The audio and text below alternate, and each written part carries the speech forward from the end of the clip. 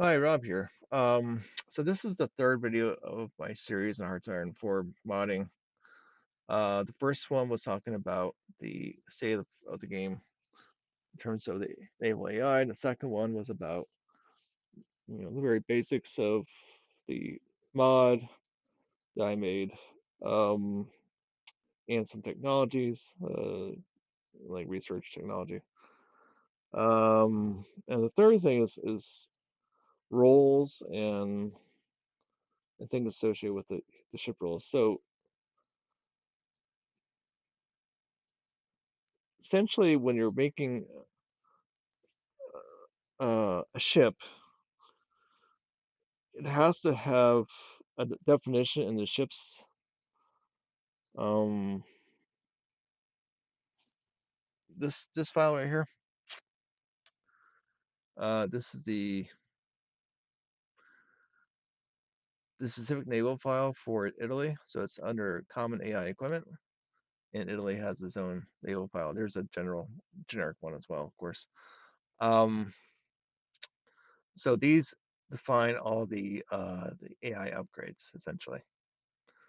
Um, they did not define like the hulls. So the hulls are based on the research. Like if you research improved destroyer, you'll get the improved destroyer hull, right? Um, so what this file is saying is like if you have a certain match based on the priority and the match value, then I will make this ship versus another ship. And so I showed you how it does that in the previous video. Um, it basically does upgrade stuff because if you have this as ship depth charge, not ship depth charge underscore 1, 2, 3, 4, it's supposed to make the best of it. And same with the ship radar, and same with the ship sonar. Um, but the gun, I think not so much. I think the gun is specific. I'm not sure about that, but this is like the light battery one, or do like battery two, whatever. I do see it upgrading, so the upgrades do tend to work. It's complicated. Um, so in terms of roles, let me show you where you define the roles. You can define it in the research, which is sorry, not the research, the strategy.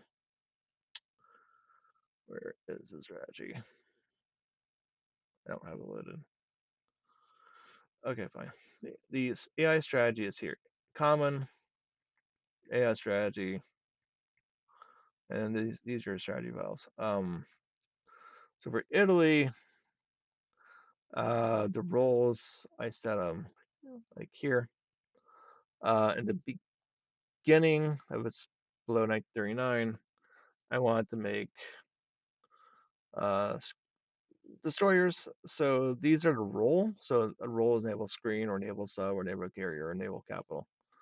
And of course, the names are important. It doesn't work if you don't have the exact right name. Um, so this sets that to basically zero. Not quite zero. It'll still make some. It'll still make some subs. And it'll make a lot more destroyers. And you can see that here, out of 15 dockyards, 8 are going to destroyers, well, 9 actually, and 2 are going to cruisers, and 1's going to heavy ship. But these are all like starting. So let's see. If you do IC and give it like a day or 2 days or 3 days, let's see what it's actually making now. So you flush the queues basically. So if you flush the queues, uh, yeah, give it a few days to catch up. Okay. So the current state is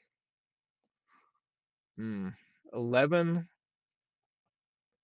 dock guards on destroyers, 2 on cruisers, 1 on a battleship, and 0 on anything else.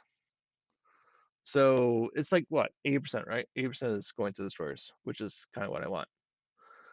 So essentially, as a mod writer, you have to tweak these roll ratios and keep tweaking them.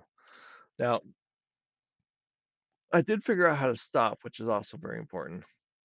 You can change it as the years go on. So the next one I have is after 1939, change the roll ratio, and I believe this adds. So it goes to this and it adds to this. You gotta consider that. So essentially, uh, build some heavies. This improves the chance that it's gonna spend more icy, more dockyards on heavy ships, and same with the carriers and subs, and less so on screens. Because these things are boosted, this one is automatically uh, not as boosted. So if you look at it, it's like 80% of the dockyards or 90% of dockyards is on these things versus the destroyer. And to stop making stuff, you do a limit size. So this works. Use a halves naval size, unit of carrier size of 3. Um, the game doesn't really do this at all. And there's really no limits on this on things, which is interesting. It just tweaks ratios as events occur. It's like in England, there's all sorts of stuff. England's probably the best coded of anything. There's lots of code around it from Goddard to Emerald. Um, anyway, you can see where there's 3 things. So there's the unit ratio, there's row ratio, and equipment production factor, and they're all ISM optimized to 100, which basically stops everything. So if you have, say, 4 carriers, it will stop making carriers. And so you need, I figured out you need all 3 of these. So unit ratio, row ratio, equipment production factor. So carrier, naval carrier. All right, so that's the kind of the roles and how to stop producing things. Now I will talk about task forces. So task forces uh, and fleets. I'll start with the task force. This task force, 1 second. Task force is in the task force file. It's in the common AI Navy task force. And you got to set the tag, and the AI will do. 6 is high. 1's kind of basic default. So naval strike. This is where you set the strike forces and stuff like that. So you can see the minimum composition, and the optimal composition is like this. And you have patrol, and you have convoy, and then mine laying. So these are the compositions of the task forces. Now I can't quite seem to get it to like emphasize the patrol ships, because even though the factor is 10, the Navy goes to refit to all the ships go into the strike force first, which is kind of annoying. Maybe if I just move it like this, I don't know. Maybe that matters. I don't know. But anyway, you can see you have a fleet, and I like to have a fleet like this. I have 1 strike force and 2 patrols. And this works pretty well. This is a concentration of force. It's going to group them all into a handful of things. And what they're going to do is they're going to fight for supremacy of the Mediterranean in like 2 spots. So that's pretty good. Um, the way this mod works is that you're tweaking other things. In addition to this, you're tweaking like the dockyards, and you're tweaking the naval supremacy, so that it produces a lot of ships.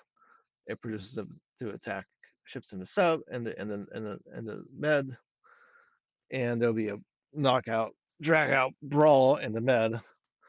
And Italy usually wins that because of these tweaks, and that allows the access to be secured on the southern flank, and that allows them to take Russia without a D-Day occurring, because right now in the base game that never works. Well, almost never works. And Germany capitulates in 1943 or something like that. In this game, that doesn't happen. So you have a series of major wars. Um, Allies, then the Russians, and then usually Japan. This is usually Japan versus Germany at some point. Okay, so fleets and task forces is pretty simple. Not much there. The other thing I did is called events and stuff. Events and what is the other word? On action. Yeah. So I'll talk about this in the next video.